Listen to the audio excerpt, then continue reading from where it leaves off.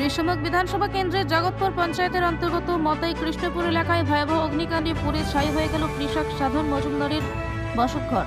গতকাল রাতের এই দুর্ঘটনায় ঘরের সমস্ত আসবাবপত্র, প্রয়োজনীয় জিনিসপত্র সম্পূর্ণরূপে নষ্ট হয়ে যায়। ঘটনার খবর পেয়ে দ্রুত ঘটনাস্থলে পৌঁছে আগুন নিয়ন্ত্রণে আনে দমকল কর্মীরা। তাদের তৎপরতায় আগুন ছড়িয়ে পড়া থেকে রক্ষা পায় আশপাশের বাড়িঘর। প্রাথমিকভাবে অনুমান করা হচ্ছে বৈদ্যুতিক শর্ট সার্কিট থেকে আগুনের সূত্রপাত।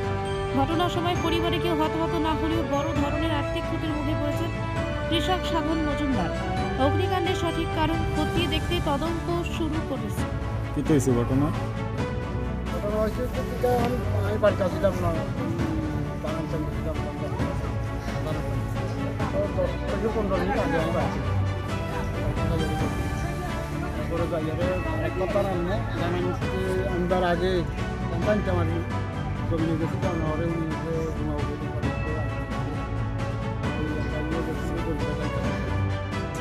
বাড়িতে কেউ আসছিল না? এটা কোন জায়গা? আপনার নাম কি? আপনার বাড়িতে আগুন লাগে? আপনি আইয়া কি দেখছেন? আমি দেখছি বাইরে আইসে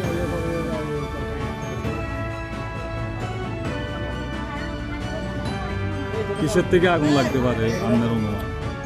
এটা তো বুঝতে পারি না। এই ফায়ার সার্ভিস আইছিল, আইয়া আগুন টাগুন নিয়ে গেছিল।